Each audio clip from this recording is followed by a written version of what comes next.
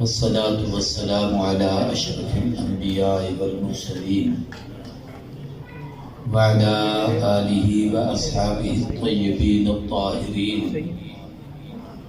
أما بعد فأعوذ بالله من الشيطان الرجيم. بسم الله الرحمن الرحيم. قل إن كنتم تحبون الله فاتبعوني يحببكم الله ويغفر لكم ذنوبكم والله غفور رحيم. قال النبي صلى الله عليه وسلم إنما بعثت معلما. وقال رسول الله صلى الله عليه وسلم إنما بعثت رحمة مهداة. وقال رسول الله صلى الله عليه وسلم لا يؤمن أحدكم حتى أكون أحب إليه من والده وولده والناس أجمعين. وقال رسول الله صلى الله عليه وسلم لا يؤمن أحدكم حتى يكون هواه تبعا لما جئت به. صدق الله العظيم وصدق رسوله النبی الکریم. سب دوست عقیدت اور محبت کے ساتھ درود پاک پڑھ لیں. اللہم صلی علی محمد وعلی آل محمد كما صليت على إبراهيم وعلى آل إبراهيم إنك حميد مجيد. اللهم بارك على محمد وعلى آل محمد كما باركت على إبراهيم وعلى آل إبراهيم إنك حميد مجيد. لائق صدر عظیم و تکریم اسٹیج پہ تشریف فرما اکابر علماء کرام، قابل اعزاز و تکریم بزرگوں، دوستوں، بھائیوں اور عزیز طالب علموں، اور اگر میری آواز سن رہی ہیں اور پہنچ رہی ہے تو میری پردہ نشین مائیں، بہنیں اور بیٹی جامعہ مدنیہ جامع مسجد مرحبا راولپنڈی میں حضرت اقدس حضرت مولانا محمد نعمان حاشر کے اہتمام و انتظام میں آج کا یہ پرخلوص اور خوبصورت اجتماع سیرت النبی صلی اللہ علیہ وسلم کے مقدس عنوان سے معنون ہے. مجھ سے پیش رو نعت خوان، علماء، مشائخ اپنے اپنے انداز میں گفتگو فرما چکے ہیں. سٹیج پر بھی کئی علماء کرام جن میں بالخصوص حضرت مولانا مفتی محمد ناصر عباسی صاحب ہمارے انتہائی مخلص ساتھیوں میں ہیں، تشریف فرما ہیں. عنوان سیرت النبی ہے. ماہ ربیع الاول کی مناسبت سے آج سے کچھ دن پہلے اس کی کو بند کر دو، آواز اس کی صاف کرا دو، ڈبل آواز نہ ہے. نعت خوانی ختم ہو گئی ہے، اب میں نے باز کرنا ہے. جزاک اللہ. حضرت نے حکم فرمایا کہ کوئی ایسی ترتیب بن جائے کہ اجتماع سیرت کا ہم کرنے میں اللہ نے توفیق بخشی ہے. میں حاضر ہو گیا ہوں. ربیع الاول کا مہینہ مسلمانوں میں مشہور ہے کہ نبی کریم صلی اللہ علیہ وآلہ وسلم کی ولادت کا ہے، اور اس میں کوئی شک نہیں.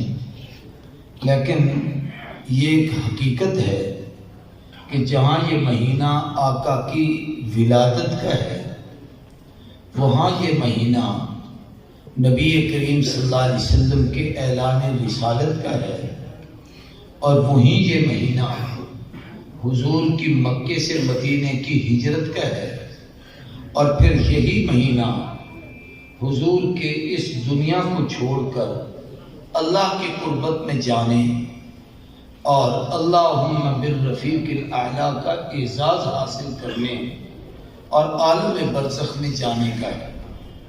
گویا ولادت کا مہینہ بھی یہی ہے رسالت کا مہینہ بھی یہی ہے، ہجرت کا مہینہ بھی یہی ہے، آپ کی دنیا سے وفات اور رحلت کا مہینہ بھی یہی ہے۔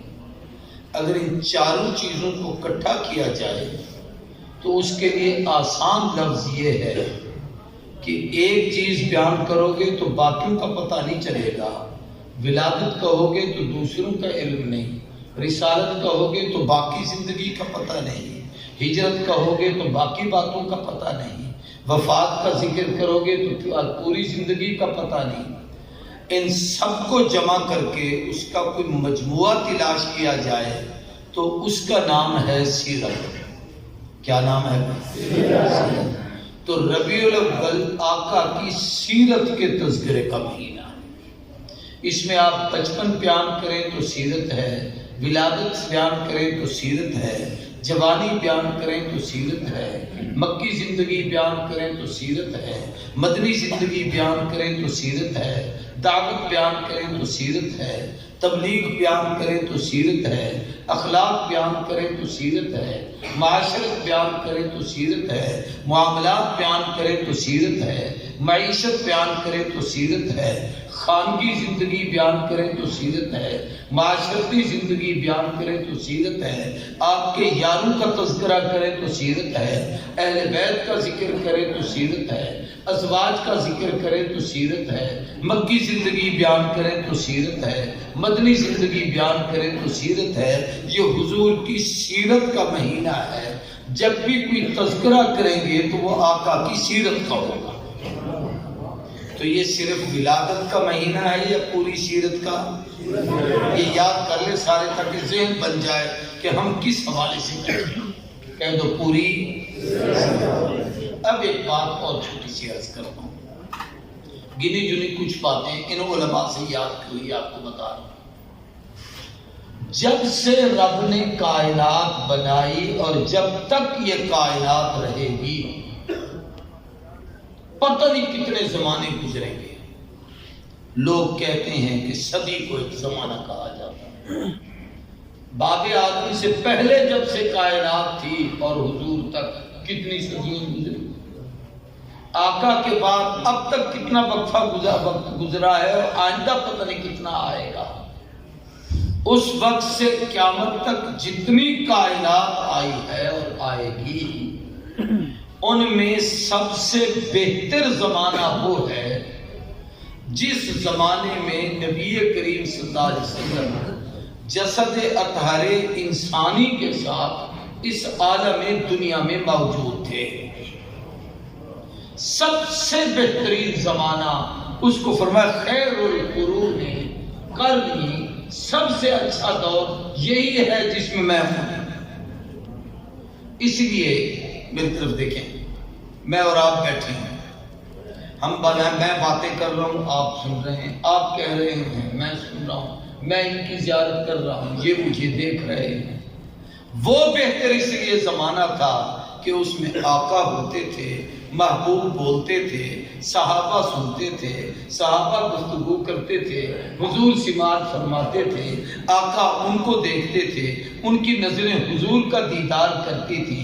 اور پھر جب ہم بولتے ہیں تو یہ ہماری سانسیں نکلتی ہیں، آپ کی سانس سے ملتی ہیں، آپ کے سانس میرے سانسوں سے ملتی ہیں، اور یہ سانس ایک دوسرے سے ملے، اس سے محبتیں پیدا ہوتی ہیں۔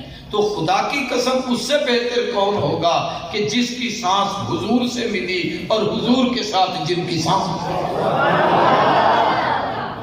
سب سے بہتر زمانہ وہ تھا۔ ایک بات، پھر حضور کے اس 63 سالہ دنیاوی زمانے میں جس میں آقا اس عالم میں تھے، ہر سال بہترین تھا، لیکن اہل سنت والجماعت ہمارے ان اکابر کے نزدیک سب سے افضل سال وہ تھا جس میں حضور نے اس دنیا میں قدم رکھا۔ آقا نہ آتے کوئی بچپن نہ دیکھتا، نہ آتے کوئی جوانی نہ دیکھتا، نہ آتے کوئی نبوت کی بہار نہ دیکھتا، نہ آتے کوئی قرآن نہ دیکھتا، نہ آتے کوئی سنت نہ دیکھتا، نہ آتے کوئی شریعت نہ دیکھتا، نہ آتے کوئی سیرت نہ دیکھتا۔ تو سب سے بہترین سال وہ ہے جس میں حضور آئے۔ کہہ دو جس میں اونچی آواز سے کہو جس میں سال کے 12 مہینے ہر مہینے کی اپنی ایک فضیلت ہے. ہم مسلمانوں کے نزدیک رمضان بہت بڑی اہمیت کا مہینہ ہے کہ پورے قرآن میں اس کا نام ہے. نزول قرآن کا مہینہ ہے، ضبط قرآن کا مہینہ ہے، تلاوت قرآن کا مہینہ ہے، روزوں کا مہینہ ہے، خیروں کا مہینہ ہے، برکتوں کا مہینہ ہے. رجب اشہر حرم میں شامل ہے. حضور کے معراج کا مہینہ ہے. محرم بڑی حرمت اور عظمت کا مہینہ ہے. ذوالحج حج کا مہینہ ہے. شوال عید کا مہینہ ہے. ہر مہینے کی فضیلت اپنی جگہ پر ہے، لیکن یہ ساری فضیلتیں امت کو تب ملی جب حضور آئے، اور حضور کے آنے کا مہینہ ربیع الاول ہے. تو جس مہینے میں حضور آئے وہ ساری کائنات میں سب سے افضل مہینہ ہے. سارے کو ساری کائنات میں سب سے کون سا مہینہ؟ یہی نا جس میں ہم بیٹھے. بولو بھائی یہی نا؟ وہ جس میں حضور آئے. کہہ دو وہ جس میں تو یاد تازہ ہو رہی ہے نا کہ پھر آیا ہے، لیکن مہینہ وہی ایک بہتر تھا جس میں حضور آئے. اب ان مہینوں میں جس دن کو حضور آئے وہ دن سوموار یا پیر کا دن ہے. جمعہ ہمارے نزدیک سید الایام ہے، افضل الایام ہے، اشرف الایام ہے، خیر الایام ہے. لیکن جمعہ تو پہلے بھی آتا تھا، کوئی نہیں جانتا تھا. حضور کے آنے سے جمعہ کی فضیلت کا پتہ چلا. اس لیے سوموار سے بہتر دن کائنات میں اور کوئی نہیں. اور یہ میں ایسے نہیں کہہ رہا، میرے دائیں بائیں علماء اور مشائخ بیٹھے ہیں. نبی کریم صلی اللہ علیہ وسلم کی عادت تھی ہر پیر کے دن روزہ رکھتے تھے، سوموار کے دن. اور صرف آقا کی نہیں 15 صدیوں سے اب تک امت میں اور بالخصوص اہل عرب میں اب بھی یہی ہے کہ جب سوموار کا دن آتا ہے مکہ المکرمہ اور مدینہ طیبہ میں بڑے بڑے دسترخوان بچھتے ہیں. وہاں پر مختلف نعمتیں رکھی جاتی ہیں. زمزم ہے، عجوہ ہے، کھجور ہے، کعبہ ہے، کھانے پینے کی چیزیں ہیں. لوگ ان کو بلا بلا کر بٹھایا جاتا ہے پھر وہ روزہ رکھ رہے ہیں. نبی کریم صلی اللہ علیہ وسلم سے پوچھا گیا محبوب اس دن روزہ کیوں رکھتے ہیں؟ تو حضور صلی اللہ علیہ وسلم نے فرمایا فیہ ولدت، اس دن میں پیدا ہوا تھا. وفیہ بعثت، اس دن مجھ پہ اظہار نبوت ہوا تھا.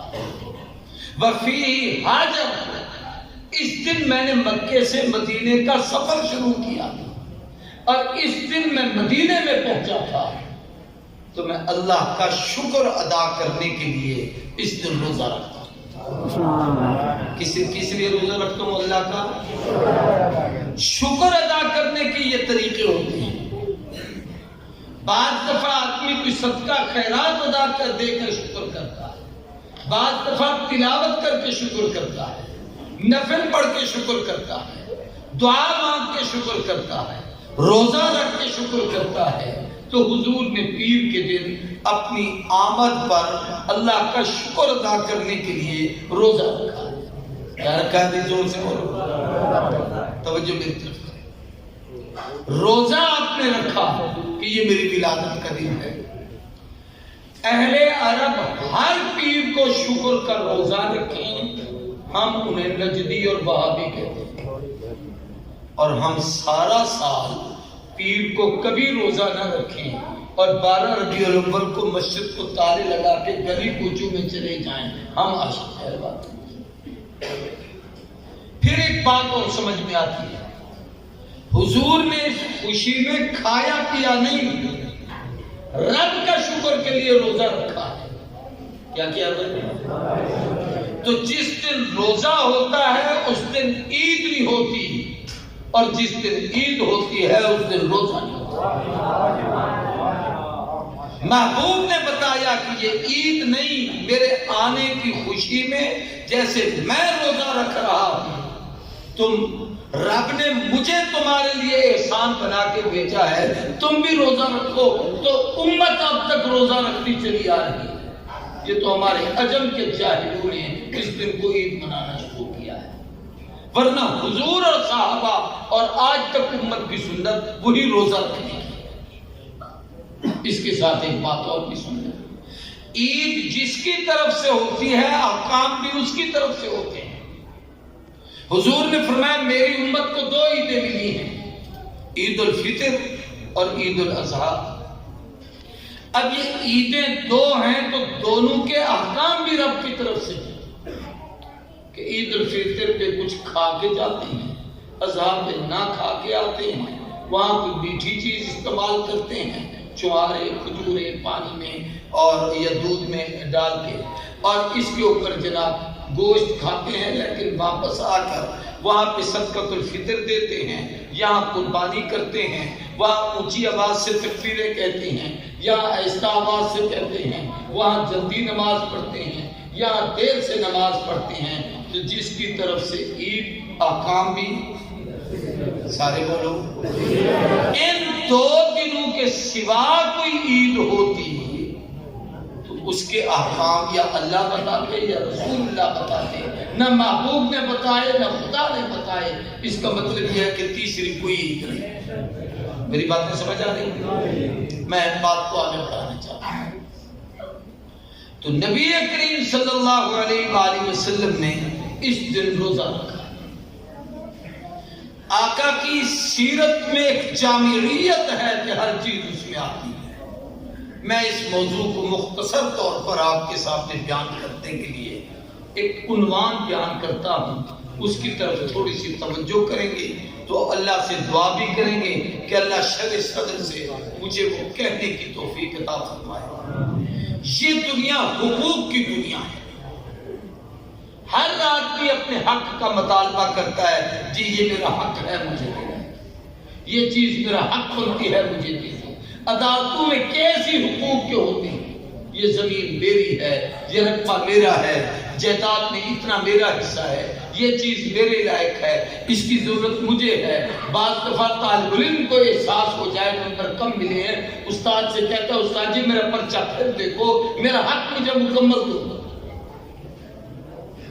ہم جب کلمہ پڑھتے ہیں لا الہ الا اللہ محمد رسول اللہ، سب کو صلی اللہ علیہ وسلم، ایک اللہ کا حق ہے، ایک رسول اللہ کا حق ہے۔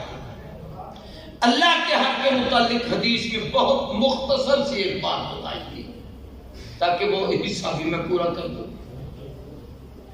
صحابہ نے حضور نے پوچھا پتا ہے اللہ کا بندے کے ذمہ کیا حق ہے اور بندے کا رب کے ذمہ کیا حق ہے؟ صحابہ نے پوچھا اللہ و رسولہ عالم۔ فرمایا بندے کے ذمہ رب کا حق یہ ہے کہ وہ اللہ کی ذات و صفات و عبادات میں کسی کو شریک نہ کرے، نہ اس کے علم میں کوئی شریک ہے، نہ اس کی طاقت میں کوئی شریک ہے، نہ اس کی قدرت میں کوئی شریک ہے، نہ اس کی ذات میں کوئی شریک ہے، نہ اس کے عبادات میں کوئی شریک ہے، نہ اس کے اختیار میں کوئی شریک ہے، اور نہ اس کے کلام میں کوئی شریک ہے، اس کی ذات میں شریک سارے بولو۔ یہ بندے کے ذمہ ہے کہ رب کا یہ حق ادا کرے۔ پھر آپ نے پوچھا یہ پتہ ہے کہ اللہ کے ذمہ بندے کا کیا حق ہے؟ صحابہ نے کہا اللہ کے محبوب آپ بہتر جانتے ہیں۔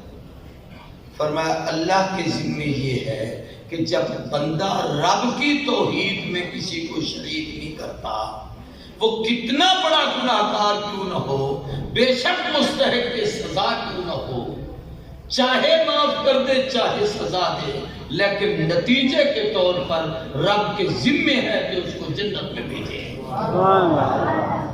اب موضوع چونکہ سیرت کا ہے تو میں نے اس پر تکلیف۔ اب دوسری چیز یہ ہے کہ نبی کریم صلی اللہ علیہ وسلم کا کیا حق ہے جو امت کو ادا کرنا ہے۔ اس وقت ہم سب حضور سے محبت کے دعوے کرتے ہیں، حضور سے عشق کے دعوے کرتے ہیں، حضور سے پیار کے دعوے کرتے ہیں، حضور سے محبت کے اظہار کے نعرے لگاتے ہیں، اس کو مختلف پیرایوں میں، مختلف انداز میں، مختلف لہجوں میں اس کا اظہار کرنے کی کوشش کرتے ہیں۔ تو حضور سے حقیقی محبت کا طریقہ کیا ہے؟ توجہ میری طرف رہے، وہ زیادہ نہیں، صرف 5 حق بیان کرنا چاہتا ہوں۔ کتنے؟ سارے بولیں۔ اور وہ چند منٹ کا ایک حق ہوگا، 5 منٹوں سے پریشان نہ ہو کیونکہ 5 بندے جاتے ہیں، ایسی 5-10 منٹ میں ایک حق میں مختصر عرض کرنا چاہتا ہوں۔ سب سے پہلا حق یہ ہے کہ ایمان بالرسول۔ جب آدمی کلمہ پڑھتا ہے اور کسی کو رسول مانتا ہے تو رسول پر ایمان لانا فرض ہے۔ کہہ دو رسول پہ ایمان لانا اچھی بات سے، رسول پہ ایمان لانا۔ ایک عقیدہ رسالت ہے جو مسلمانوں کا بنیادی عقیدہ ہے۔ اسلام کے بنیادی عقیدے 3 ہیں: توحید کا عقیدہ، رسالت کا عقیدہ، قیامت کا عقیدہ۔ اور یہ بھی یاد رکھیے، عقیدوں کی ترتیب یہی ہے: پہلے توحید، پھر رسالت، پھر قیامت۔ توحید سمجھ نہیں آتی جب تک رسالت سے نہ سمجھی جائے، قیامت سمجھ نہیں آتی جب تک رسالت کی تابعداری نہ سمجھی کی جائے۔ تو بنیادی عقیدہ رسالت بنا، اس کے بغیر توحید بھی سمجھ نہیں آتی، اس کے بغیر جناب قیامت بھی سمجھ نہیں آتی۔ اگر رسالت کے بغیر توحید سمجھنے کی کوشش کرو گے، ممکن ہے توحید کر بیٹھو۔ رسالت کے بغیر قیامت کو سمجھنے کی کوشش کرو گے، ممکن ہے کہ منکر قیامت ہو جاؤ۔ اس لیے بنیاد رسالت ہے، رسالت کو سمجھیں گے تو توحید بھی سمجھ آئے گی، قیامت بھی سمجھ آئے گی۔ رسالت کا بنیادی عقیدہ کیا ہے؟ پوری توجہ دیں۔ ایمان نام ہے رسالت کو ماننے کا، اس لیے ایمان کی تعریف کی گئی ہے: الایمان ما جاء بہ النبی صلی اللہ علیہ وسلم۔ جو حضور لائے، ہمیں عقل میں آئے نہ آئے، سمجھ آئے نہ آئے، یاد رہے نہ رہے، مفہوم سمجھے نہ سمجھے، دماغ اور کھوپڑی تقسیم کا تعلیم تسلیم کرے نہ کرے، نبی کی زبان سے نکل گیا ہے، اس کو ماننا فرض ہے۔ اگر اس کے اندر کوئی تردد اور شک کرے گا تو اس کا ایمان رسالت کے ساتھ نہیں ہوگا۔ یہ ہے رسول پر ایمان لانا۔ میں اس کی ایک چھوٹی سی مثال دیتا ہوں سمجھانے۔ اللہ کے نبی نے حکم دیا مسواک کرو، سادی سی بات ہے، اگرچہ سنت ہے، نبی کا امر ہے۔ اب ایمان کا تقاضا یہ ہے کہ سنت سمجھ کے مسواک کرو، لیکن کوئی آدمی کہتا ہے نہیں جی تحقیق کریں گے، لیکن کسی انجینئر سے پوچھیں گے، تحقیق کریں گے لیکن سائنسدان سے پوچھیں گے، تحقیق کریں گے کسی پروفیسر سے پوچھیں گے۔ اب آپ کو انجینئر نے، ڈاکٹر نے، پروفیسر نے کہا کہ جی باقی مسواک کرنے کے یہ فائدے ہیں، اب آپ نے کرنا شروع کیا تو یہ ایمان نبوت پر نہیں ہے، ڈاکٹر کے کہنے پر ہے، پروفیسر کے کہنے پر ہے، انجینئر کے کہنے پر ہے، کسی اور کے سکالر کے کہنے پر ہے، نبوت پر ایمان نہیں ہے۔ نبی پر ایمان یہ ہے کہ جو نبی کی زبان سے نکل گیا ہے، ہمارا دماغ قبول کرے نہ کرے، مصطفیٰ کی بات کو قبول کر لینا چاہیے۔ یہ ہے ایمان کی رسالت۔ ایک بات۔ دوسری بات یہ ہے کہ عقیدہ رسالت کے لیے بہت ضروری ہے چند چیزوں کو فرض سمجھنا اور ان پر یقین کرنا۔ ان میں سب سے پہلا فرض یہ ہے کہ آدم سے عیسیٰ حضور تک جتنے رسول آئے، اللہ نے ہر رسول کو، نبی کو انسانوں میں بھیجا ہے۔ کوئی نبی غیر انسان نہیں، نہ کوئی جنوں میں انسان آیا، ان جنوں میں نبی آیا، نہ کوئی فرشتوں میں نبی آیا۔ اللہ نے نبیوں کو انسانوں میں بھیجا ہے۔ سارے کو کن میں بھیجا ہے؟ اچھی بات سے کہیں جنات میں کوئی نبی نہیں، فرشتوں میں بھی کوئی نبی نہیں۔ یہ عقیدہ قرآن کی نص قطعی سے ثابت ہے۔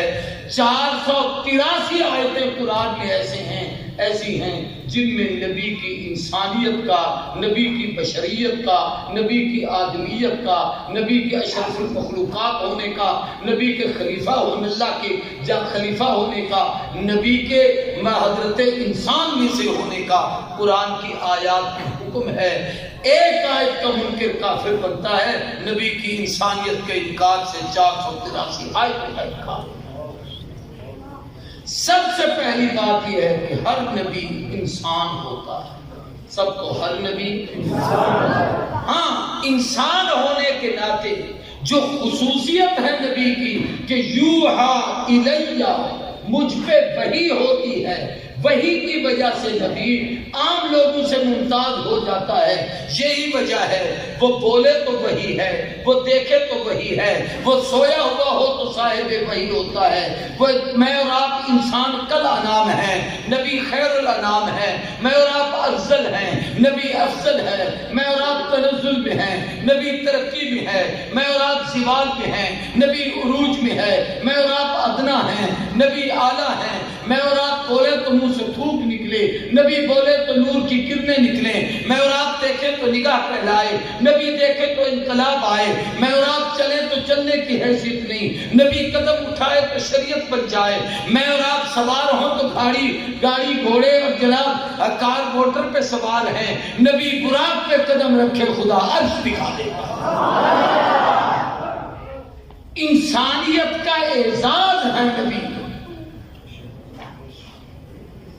انسانیت کا عروج ہے نبی، انسانیت کا کمال ہے نبی۔ اس لیے انسانیت کا منکر کافر ہو، ایک بات۔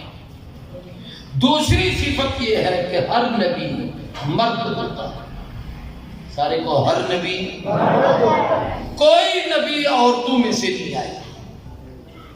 حضور کے بعد جن لوگوں نے دعوی نبوت کیا تھا، کچھ نے حضور کے ہوتے ہوئے، ان میں یہ علماء بیٹھے ہیں، مدارس میں پڑھاتے ہیں، شیوخ حدیث ہیں، ان سے پوچھیں۔ ایک عورت تھی، اس کا نام تھا سجاہا، اس نے بھی دعوی نبوت کیا۔ پھر اس نے شادی ایک ایسے آدمی سے کی جس نے بھی دعوی نبوت کیا ہوا تھا۔ اب شوہر بھی نبی، بیوی بھی نبی، عجیب تماشا ہوگا، اوپر بھی نبی، نیچے بھی نبی۔ میں بےہودہ بات نہیں کر رہا، سمجھانے کے لیے۔ نبوت عورت کا خاصہ نہیں، انسان کا، مرد کا خاصہ ہے۔ اس کی وجہ بہت ساری ہے۔ ایک تو ہن ناقصات العقل والدین، ان کی عقل بھی ناقص ہے، ان کا دین بھی ناقص ہے۔ یہ تو اتنی ناقص ہے کہ بیٹی بھائی سے مسئلہ بھی نہیں پوچھ سکتی، بیٹی اپنے باپ سے مسئلہ نہیں شریعت کا پوچھ سکتی۔ دین کا نقص ہے اس کے اندر، عقل کا نقص ہے۔ کئی دن یہ نماز نہیں پڑھ سکتا، کئی دن یہ قرآن کی تلاوت نہیں کر سکتا، روزے نہیں رکھ سکتے۔ دوسری بات یہ ہے کہ نبی کو مردوں میں اس لیے بھیجا جاتا ہے کہ ان کے ذمہ فریضہ تبلیغ ہے، وہ بیان کرتے ہیں، دعوت دیتے ہیں۔ اس لیے علماء کو انبیاء کا وارث کہا گیا ہے، معلمات کو انبیاء کا وارث نہیں کہا گیا۔ مرد وارث بنے گا، عورتیں نہیں بنے گی۔ یہی وجہ ہے کہ حضور کی دنیاوی میراث کی تقسیم کی گئی، ورنہ اس میں عورتیں وارث بنتی۔ علم کو تقسیم کیا گیا تاکہ امت کے علماء وارث بنے۔ دیکھیں عجیب بات ہے، اگر وہ عورت تقریر کرتی، تبلیغ کرتی، آج کل سیاسی لوڈارا کے جلسوں میں آپ جاتے ہوں گے تو ان کے ساتھ کسی کا جلسہ کیوں نہ ہو، میں کسی کی تخصیص نہیں کرتا، ان کے ساتھ محترمات ہوتی ہیں، ان کے بغیر ان کے جلسے نامکمل ہوتے ہیں۔ ہر جلسے میں جو محترمہ ہوتی ہے وہ بڑے بڑے لوگ یوں کر کے سیلفی بنوا رہے ہوتے ہیں تاکہ میری تصویر اس کے ساتھ آ جائے۔ وہ یہ لحاظ نہیں کرتے کہ میری حیثیت کیا ہے، میرا تشخص کیا ہے، میرا علم کیا ہے، میرا مقام کیا ہے، مجھے لوگ کیا کہیں گے، بس تصویر سیلفی آنی چاہیے۔ تو پھر تبلیغ نہ ہوتی، سیلفی ہوتی۔ اس لیے عورت نبی نہیں بنتی، مرد نبی بنتا۔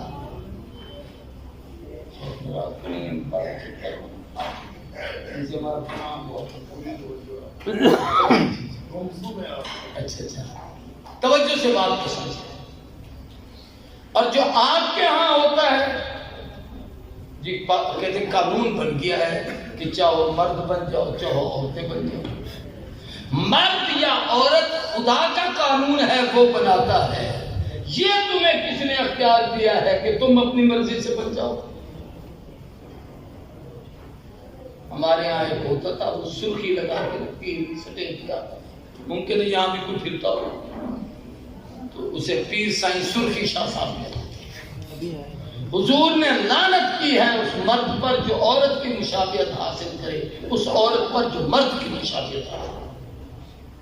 اور یہاں یہ قانون بن جاتے ہیں کہ جی مرد اور عورت نکاح کر، مرد مرد سے نکاح کر لے، عورت عورت سے نکاح کر لے۔ ایک ہے کسی جرم کا کرنا، سمجھانے کے لیے کہہ رہا ہوں، کسی نے شراب پی، گناہ ہے، اس سے پوچھو تو کہتا ہے میں نے گناہ کیا۔ چوری کرنا گناہ ہے، پوچھو تو کہتا ہے میں نے گناہ کیا ہے۔ زنا کرنا گناہ ہے، پوچھو تو کہتا ہے مجھ سے گناہ ہوا ہے۔ ایک یہ ہے کہ اس کو قانون بنا کے رکھ دیا جائے، تجھے اجازت ہے قانون میں، تو چوری بھی کر، تو شراب بھی پی، تو زنا بھی کر۔ یعنی خدا کے حرام کو حلال اور اس کے حلال کو حرام کرنا، یہ نبی کو بھی حق نہیں چاہے جائے کہ آپ کی اسمبلیاں کریں اور پھر یوں کہہ کے اپنی جان چھڑوا لینا۔ یہ 18 کی بات ہے۔ میرا سوال یہ ہے، میں مولوی واعظ ہوں، مفتی نہیں ہوں، یہاں بڑے بڑے مفتی آئے بیٹھے ہیں، دائیں بائیں ان کو چہرے دیکھ رہا ہوں، اور سٹیج سے کہ یہ کافر اٹھ کے بھی چلے گئے۔ جن لوگوں نے بل پیش کیا، جن کے دور میں بل پیش ہوا، جن لوگوں نے ایسے بل کی تصویب کی، جن لوگوں نے اس پہ دستخط کی، جن لوگوں کو پتہ بقول کسی کے کہ ہمیں پتہ نہیں چلا، آخر اسمبلی کے ممبر کس چیز کے ہو گیا آپ کو پتہ ہی نہیں چلتا، اور اس پہ چپ ڈھاری 5 سال مہر خاموشی لبوں پہ لگی ہے، لبوں پہ مہر خاموشی، دلوں میں یاد کرتے ہیں۔ سوال یہ ہے کہ 5 سال تک یہ جو کچھ ہوتا رہا اور اس سے جتنے گناہ ہوئے ہیں، ان لوگوں کے نکاح کا کیا بنے گا، ان لوگوں کی بیویوں کا کیا بنے گا، ان لوگوں کی ایمان کا کیا بنے گا؟ یہ علماء کو فتویٰ دینا چاہیے، اس کے لیے علماء کو بولنا چاہیے۔ اتنا کہہ کے جان چھڑا لینا، پتہ نہیں چلتا، ہم سے فتویٰ بھی دے دیتے ہیں۔ یعنی عجیب مفتی ہے جو سوال ہی نہیں پڑھتا، جواب پہ نہیں چلے جی ٹھیک ہے، اس کو پتہ ہی نہیں چلتا۔ بات اور طرف میں جائے، میں نے رسالت پر بات کرنی ہے، مجھے ادھر ادھر جانے بھی نہ دیتا کہ میں رسالت پہ اچھا ہونا بھی چاہیے، بڑے سیانے ہوں یہ امیر، ہاں یہ سیرت ہے، ہاں یہ سیرت کا حصہ۔ ہر نبی مرد ہوتا ہے، ہر نبی انسان ہوتا ہے۔ یہ جو بات میں نے کہی ہے، میں بڑا اتفاقی اتحادی مولوی ہوں، میں نے کبھی زندگی میں اختلافی جھگڑے کی تقریر نہیں کی۔ دیوبندیوں اور بریلوی علماء کا اس پر اتفاق ہے، اس عقیدے پر۔ دیوبندیوں کے تو ویسے الزام ہے نبی کو انسان کہتے ہیں، یہ الزام نہیں، یہ قرآن۔ لیکن میں بریلوی بزرگوں میں سے مولانا امجد علی بریلوی کی کتاب ہے بہار شریعت، 17 حصوں میں ہے، شاید حضرت کی لائبریری میں بھی ہو۔ اس کتاب کی بہار شریعت کے پہلے حصے میں جہاں انہوں نے عقائد لکھے ہیں،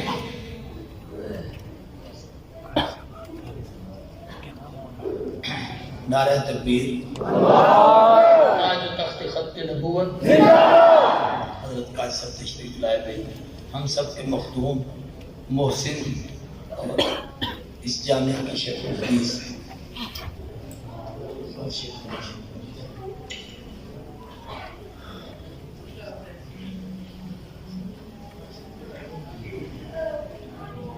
توجہ جی، قائد صاحب نے پہلے کہہ دیا تھا میں تقریر نہیں کروں گا، اس لیے اس وقت آئے جب میں نے تقریر شروع کر دی. اب دعا ان سے کروائیں گے انشاءاللہ. توجہ میری طرف ہے. انہوں نے لکھا ہے کہ کوئی نبی جن نہیں بنتا, کوئی نبی فرشتہ نہیں بنتا, نبی انسان ہوتا ہے. کوئی نبی عورت بھی نہیں بن سکتی اور کوئی نبی تیسری جنس بھی نہیں بن سکتا. اس نے جنس کی تبدیلی کا نہیں کہا, تیسری جنس نہیں بن سکتی. نبی انسان ہوتا ہے اور مرد ہوتا ہے. تیسری صفت یہ ہے کہ نبی معصوم ہوتا ہے. میری سیرت کی باتیں ہیں. معصوم کا معنی ہے گناہوں سے اتنا پاک ہوتا ہے کہ نہ گناہ اس کے قریب جاتے ہیں نہ یہ گناہ کے قریب جاتا ہے. ہمارے ہاں ہمارے بزرگوں کی تنقید کرنے کے لیے نا عام لوگوں سے پوچھتے ہیں جی اس آیت کا کیا ترجمہ ہے؟ یغفر لک اللہ ما تقدم من ذنبک وما تأخر. سورہ فتح میں ہے کہ اللہ نے آپ کے اگلے پچھلے گناہ معاف کر دیے. نبی دے گناہ ہوندے نے.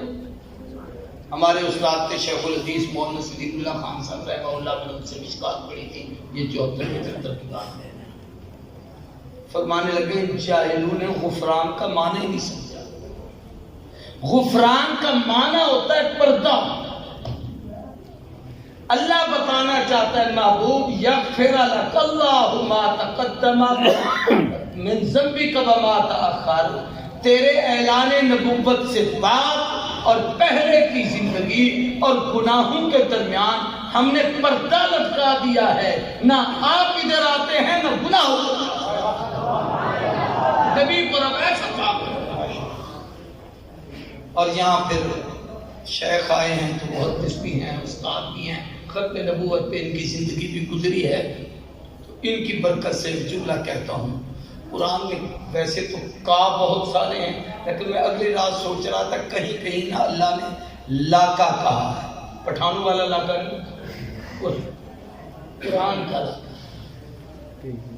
ان لاکا لا اجرن غیر ممنون الم نشرح لاکا صدرکا ورفعنا لاکا ذکرکا. یہ لاکا کیا ہے؟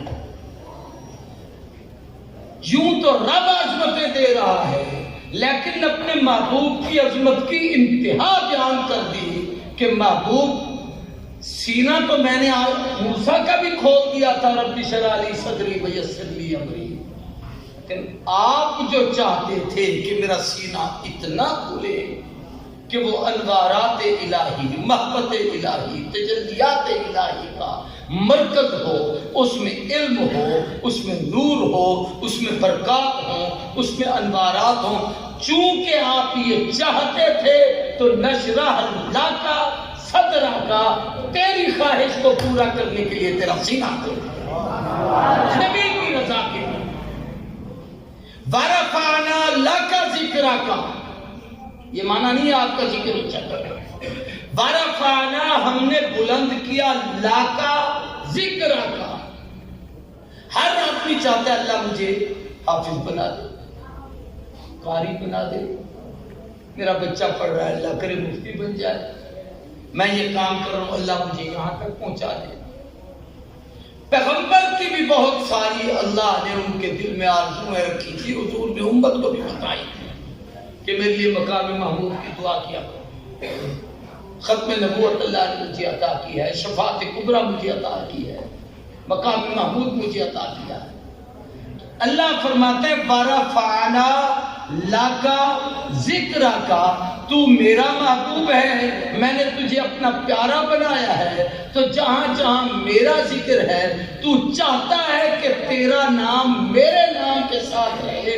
میں اس لیے تیرے نام کو اونچا کر رہا ہوں کہ تجھے یہی پسند ہے تو مجھے بھی یہی پسند ہے.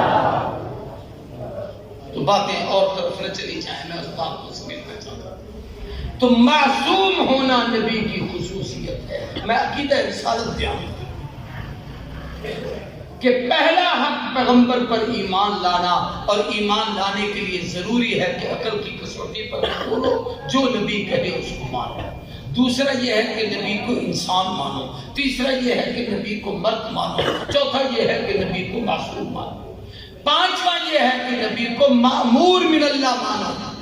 یار یہ اوپر والے ذرا خدا کے لیے تھوڑی سی خاموشی اختیار کر لیں. او بچہ کمپنی اوئے خدا کے لیے چپ ہو جاؤ. توجہ ہے. مامور من اللہ کی یہ کہ اللہ کی طرف سے ان کو بنا کر مامور بنا کے ان کے ذمے لگا کے بھیجا گیا. ہم میں سے کوئی مامور من اللہ نہیں ہے. بے شک مرضی رب کی تھی کہ ہم آئیں, ہمیں اللہ نے حکم نہیں دیا کہ چلو وہاں چلو. نہ آتے تو کوئی گناہ بھی نہ ہوتا.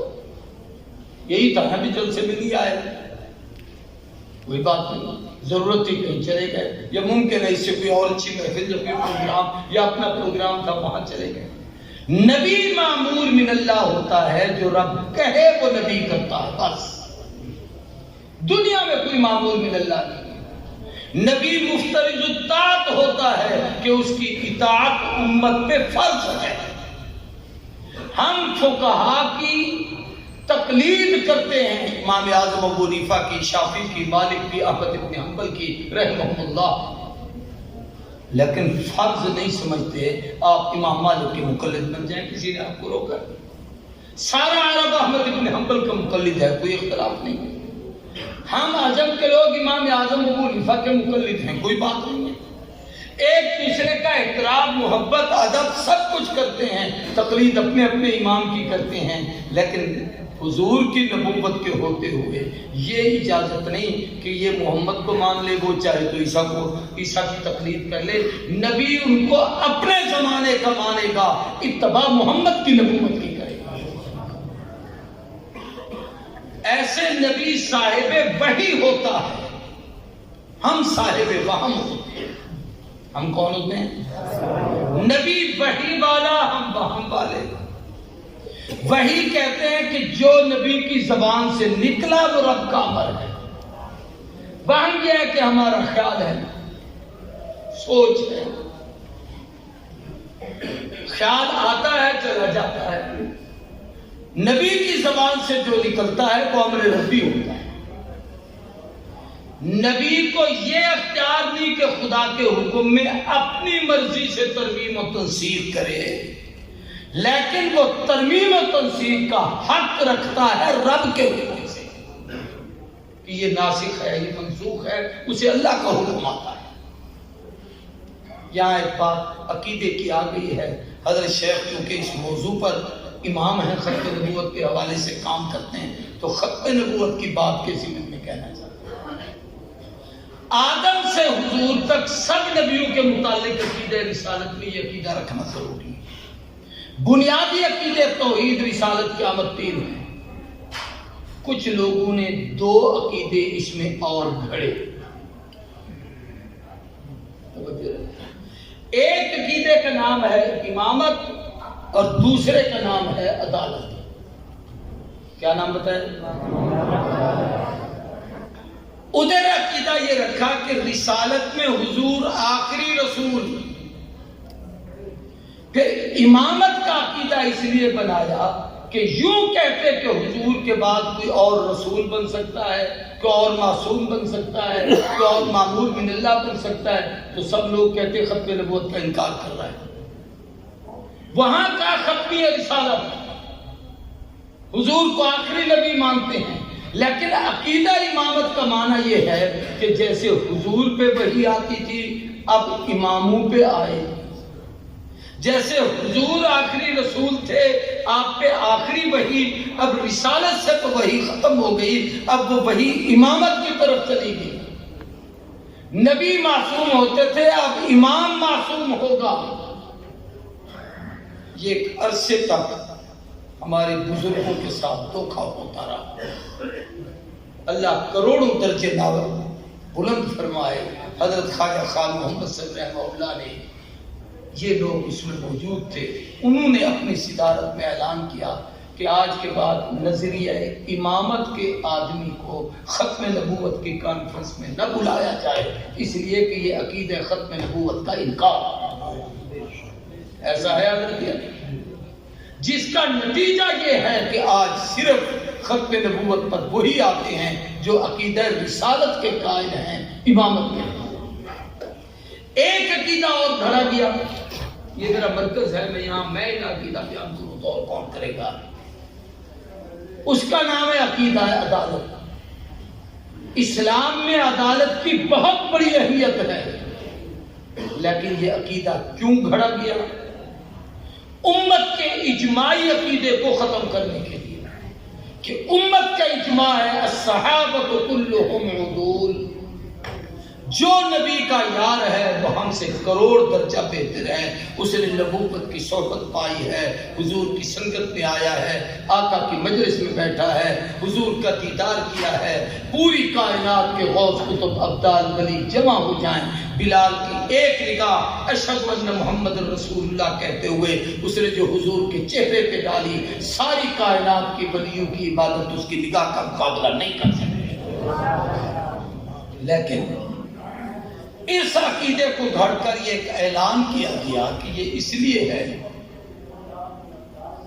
کہ حضور کے بعد عدالت نہیں ہوئی، انصاف نہیں ہوا، نہ انصاف والے کو خلافت ملی نہ وراثت ملی، اس لیے عقیدہ عدالت کھڑا کیا۔ حالانکہ اللہ کے محبوب نے اپنی زندگی میں دونوں فیصلے کر دیے تھے، حضور نے اپنے ہوتے ہوئے اپنا مسلح بھی سپرد کر دیا تھا، اپنے ہوتے ہوئے امیر حج بھی بنا دیا تھا، اپنے ہوتے ہوئے احکامات بھی سپرد کر دیے تھے۔ حضور کی زندگی میں بی بی فاطمہ حضور کے پاس آئی تھی کچھ لینے کے لیے، تو حضور نے مال نہیں دیا، اعمال دیے۔ کیا دیا؟ صدیق کیسے مال دے سکتا تھا؟ اس نے بھی تو اعمال ہی دینے کہ نبی کی میراث یہی ہے۔ میں اس موضوع کو چھیڑتا نہیں ہوں، تو میں عرض کر رہا ہوں کہ ایمان پھر رسالت یہ فرض ہے۔ اللہ کے نبی کا دوسرا حق یہ ہے کہ اللہ کے نبی کا ادب کرو۔ سارے بولو اللہ کے نبی کا۔ ہمارے استاد تھے مولانا عبداللہ درخواست رحمۃ اللہ علیہ نے ان سے قرآن کی تفسیر پڑھی تھی، وہ ایک جملہ فرماتے تھے الدین کلہ ادب، ہمارا تو دین ہے ہی دین ادب،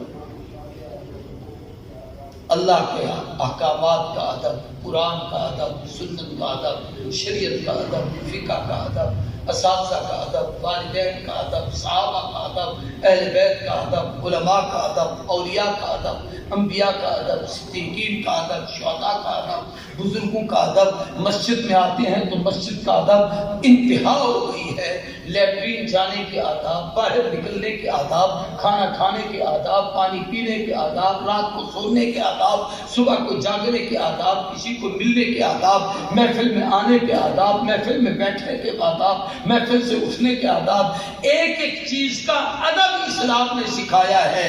اس سب سے زیادہ ادب جو امت کے ذمہ ہے وہ حضور کا ادب ہے۔ کہہ دو کس کا ادب ہے؟ اب آقا کے سارے آداب تو نہیں، قرآن کی روشنی میں ایک دو ادب عرض کرنا چاہتا۔ سب سے قرآن مجید میں 88 آمنو ہیں، یا ایھا الذین آمنو، جہاں سے یہ قرآن کی آیت شروع ہے۔ سب سے پہلا آمنو پہلے پارے میں، یا ایھا الذین آمنوا لا تقولوا راعنا وقولوا انظرنا واسمعوا وللکافرین عذاب الیم۔ یہ اساتذہ بیٹھے ہیں اور یہ تفسیر حدیث پڑھانے والے ہیں، اور راولپنڈی تو ویسے بھی تفسیر کا مرکز ہے۔ سب سے پہلے آمنو میں ادب رسول ہے، باقی آمنو بعد میں ہیں، نماز کا حکم بعد میں ہے، زکوٰۃ کا حکم بعد میں ہے، روزے کا حکم بعد میں ہے، حج کا حکم بعد میں ہے، آمنوا استعینوا بالصبر والصلاۃ بعد میں ہے، آمنوا اذکروا اللہ بعد میں ہے، آمنوا کتب علیکم الصیام بعد میں ہے، آمنوا جناب آمنوا اتقوا اللہ حق تقاتہ بعد میں ہے۔ اسی طریقے سے قتال کا حکم بعد میں ہے، جہاد کا حکم بعد میں ہے، سارے احکام بعد میں ہے، نبی کا ادب پہلے پہلے ہے نبی کا ادب ہے نماز قبول ہے، ادب ہے روزہ قبول ہے، ادب ہے حج قبول ہے، ادب ہے اطاعت قبول ہے، ادب ہے اخلاق قبول ہے، ادب ہے معاملات قبول ہے، ادب ہے معاشرت قبول ہے، ادب ہے دین قبول نہیں۔ اگر پیغمبر کا ادب قبول نہیں ہے، وہ تمہارے پاس نہیں ہے، تو خدا کی کوئی عبادت قابل قبول نہیں۔ کسی عاشق نے کہا تھا، بلکہ نام ہی لے دیتا ہوں، امیر شریعت اللہ شاہ بخاری کے بیٹے سید منیر شاہ بخاری ہے، ادب شرط سید ابو معاویہ بخاری کا ادب شرط محبت ہے، ادب بنیاد طاعت ہے، جو محروم ادب ہے وہ پھل پایا نہیں کرتے، جو عاشق ہیں وہ گستاخی کا یارہ ہی نہیں رکھتے، وہ ان کے در پہ خود جاتے ہیں پھل پایا نہیں کرتے۔ ابو بکر و عمر عثمان و حیدر پھول ہیں ان کے، کہ ان کے پھول صحرا میں بھی مرجھایا نہیں کرتے۔ مظاہر جو ہیں غیر اللہ کے آگے نہیں جھکتے، وہ پیشانی پہ داغ شرک لگوایا نہیں کرتے۔ سب سے پہلے حضور کا ادب، آداب میں بہت ساری باتیں ہیں، ان میں سے ایک ادب سورہ حجرات پڑھی، یا ایھا الذین آمنوا لا تقدموا بین یدی اللہ ورسولہ، اللہ کے رسول سے آگے تقدیم کی اجازت نہیں، پڑھنے کی اجازت نہیں۔ تفسیر کا ٹائم نہیں، اس میں 3 قسم کی تقدیم ہے۔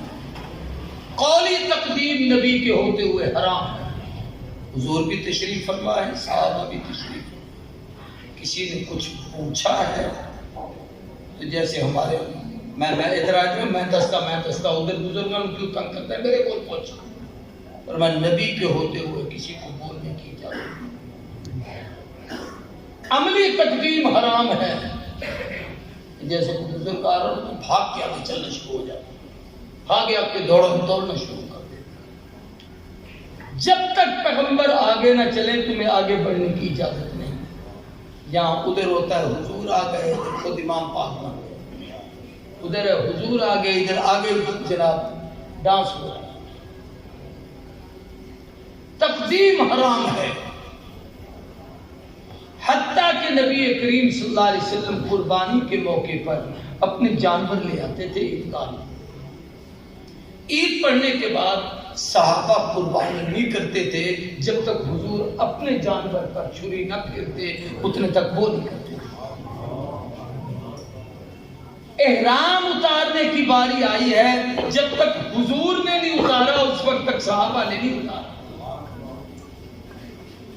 دوسرا، فکری تقدیم بھی حرام ہے، کہ ذہن میں صرف اتنا سوچنا بس یار کیا کریے، کلمہ پڑھ لیا، مسلمان ہے، علماء نے منع کیا، ورنہ میرا دل تو یوں چاہتا ہے۔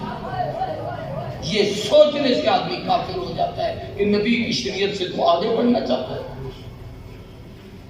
یہ ادب ہے حضور کا، اللہ کے محبوب کا۔ قرآن نے انتہا کر دی اس ادب سکھانے میں کہ پیغمبر گھر ہوں تو باہر سے آواز دینے کی اجازت نہیں۔ جنہوں نے کہا تھا اخرج علینا یا محمد، محبوب باہر آئیے، ہم تو زیارت کے لیے بے چین کھڑے ہیں۔ حضور بھی تو باہر بیٹھ کے رہے تھے، تو آقا کے دل میں آیا کہ میں ان کے گھر والوں کا بھی تو کوئی حق ہے۔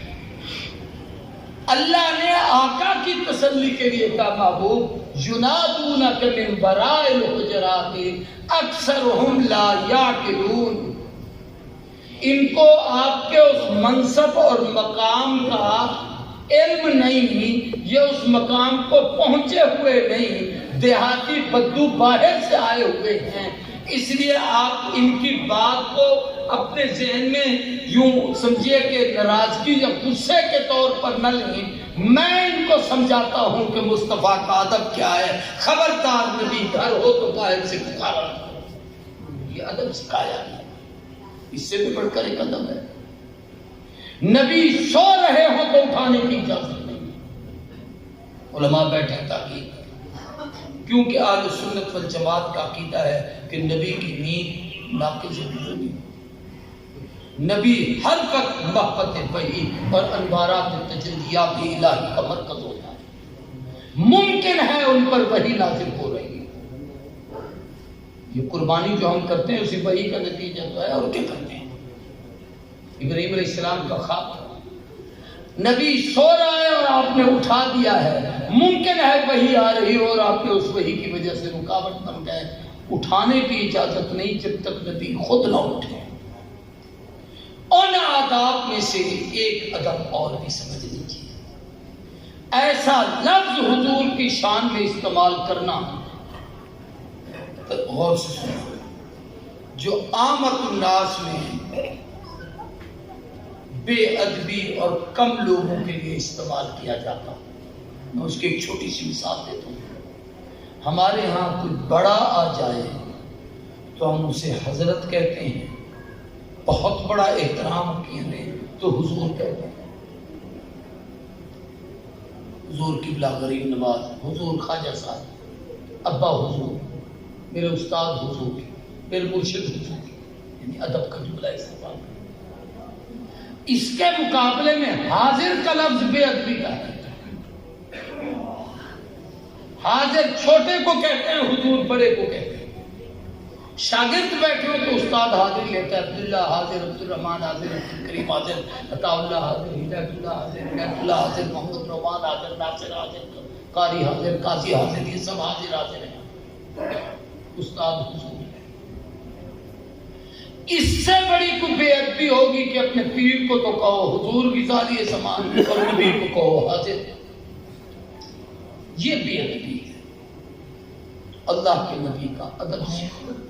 آداب کے لیے ہمارے اکابر نے بڑی بڑی کتابیں لکھی، تو میں یہ عرض کر رہا تھا کہ پہلا حضور کا حق ہے ایمان لانا، سیرت کا حصہ، دوسرا حق ہے ادب کرنا، تیسرا حق یہ ہے اللہ کے نبی کا، پوری توجہ میری طرف، کہ نبی کریم صلی اللہ علیہ وآلہ وسلم کی اطاعت کرنا۔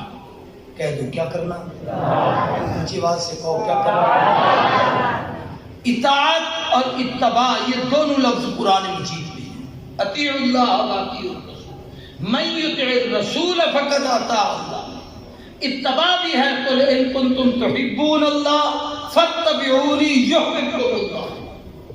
فرق کیا ہے؟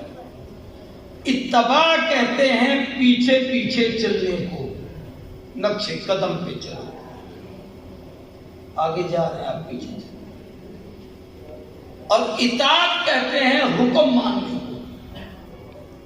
اتباع کا تعلق عمل کے ساتھ ہے اور اطاعت کا حکم امر کے ساتھ ہے، کہ جو حکم دے وہ کرو، یہ بھی اطاعت ہے، اور جیسے کریں ویسے کرو، یہ بھی اتباع ہے۔ اور اس کے لیے اسی کے ضمن میں ایک فرض اور بھی ہے اطاعت، کہ نبی کی سیرت کو پڑھنا بھی فرض ہے، اس کو سمجھنا اور عمل کرنا بھی فرض ہے۔ پتہ ہوگا تو اطاعت کریں گے۔ آسان سے ایک چھوٹی سی کتاب بتاتا ہوں، ہمارے کراچی میں ایک عالم گزرے ہیں ڈاکٹر عبدالحی عارفی، ان کی کتاب ہے اسوہ رسول اکرم صلی اللہ علیہ وسلم، چھوٹی سی کتاب ہے، اتنی ہے موٹی جیسے فضائل اعمال والے پڑھتے ہیں، وہ اپنے گھر میں لے کے رکھیں۔ ہر قسم سے دونوں، اطاعت بھی اس میں جمع ہے، اتباع بھی اس میں جمع ہے۔ مثلا کھانا کھانے کی فضیلتیں کیا ہیں، آداب کیا ہیں، طریقہ کیا ہے، حضور نے اس میں بتایا کیا ہے، وہ بھی لکھا گیا ہے، حضور نے اس کو کھایا کیسے ہے وہ بھی لکھا گیا ہے۔ سرما ڈالنے کا حکم کیا دیا ہے، خود ڈال کے کیسے دکھایا ہے، دونوں چیزیں لکھی گئی۔ لباس پہن کے دکھایا کیسے ہے اور پہننے کا حکم کیسے دیا ہے، دونوں چیزیں بتائی گئی۔ تو یہ اللہ کے نبی کی اطاعت ہے۔ اور صحابہ میں کمال اطاعت کتنا تھا، غالباً سیدنا عبداللہ ابن عباس آخر عمر میں آنکھوں سے نبی نہ ہو گئے، سواری پر جا رہے تھے تو ایک جگہ انہیں سر یوں پھر اوپر کر لیا. کسی نے کہا حضرت اوپر کوئی درخت نہیں، کوئی ٹہنی نہیں، یہ کیا کیا؟ فرمایا میں حضور کے ساتھ تھا، یہاں ایک درخت تھا تو حضور نے گزرتے ہوئے سر مبارک نیچے کیا تھا، میں تو حضور کی سنت کو زندہ کرتا. ہم کتنی اتباع کرتے ہیں، ہم کتنی حضور کی اطاعت کرتے ہیں. ہم اپنی شکل میں بھی دیکھیں، اپنے عمل میں بھی دیکھیں، اپنے چہرے میں بھی دیکھیں، اپنے مزاج میں بھی دیکھیں.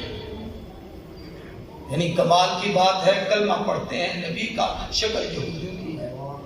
کلمہ پڑھتے ہیں حضور کا، عمل عیسائیوں والا کرنا. جی برادری نہیں مانتی، دعویٰ ہے میلاد مناتے ہیں، مانتے ہیں، مناتے ہیں.